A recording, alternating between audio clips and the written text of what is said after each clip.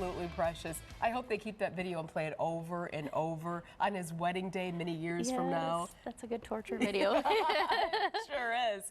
Maybe on his first day of college, you know, because that's a milestone. College kids are all, headed back to school, and they have limited living spaces, we all know, but that doesn't mean they can't get kind of sassy and add some design to their dorm room.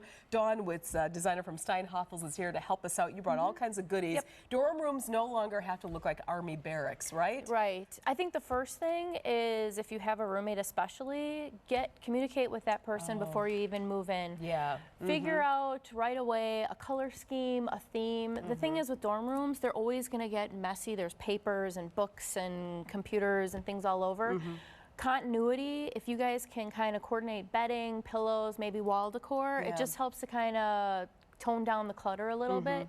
And then, the natural clutter will just build on its own. Well, you bring up a good point because, you may love vibrant purple and your roommate may be a totally taupe person. So it is good to kind of find that balance, right? Yes, exactly. Well, tell us what you're doing. Let's take some, the minimum steps, I guess, to get these dorm rooms kind of up and running, if you will. The first one, organization, you're saying continuity. Right. That's coordinating your bedding, pillows, accent pieces, come up with a theme, come up with a color combination that you both can agree on, and work towards coordinating, matching things up that way. Oh, sure. The next thing I would say is figuring out a unique way together to put some storage together. Oh, okay, yeah. So I brought some trunks here, but I think you can do it with some inexpensive canvas totes, coordinating trunks. I tried to do a his and her kind of thing here. This is really key in keeping as much space as you can. It's optimal. You've got to find a way to kind of put everything, CDs, whatever, all of those electronics with all the cords and all that stuff. Exactly. These are really great ideas. And it's a great way to kind of hide things so that everything's behind something. Can you stack these, something like that, with a handle? These are a little bit harder to stack, but the ones without the handles, you definitely can do some stacking. And they have great ones with like canvas totes that have labels on the outside. You can label them so you know what's on the inside.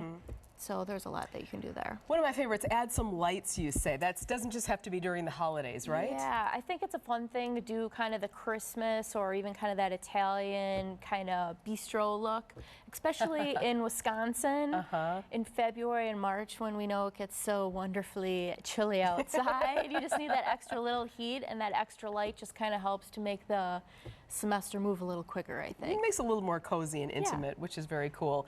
Accent with motivational quotes, some fun sayings to kind of keep you, keep your spirits up. Exactly. Anywhere you go, there's tons of wall decor, pillows, accent pieces that have little plaques that you can stick on tables that have, especially towards the end of that last semester when you're really trying to stay motivated, just got to get to the end.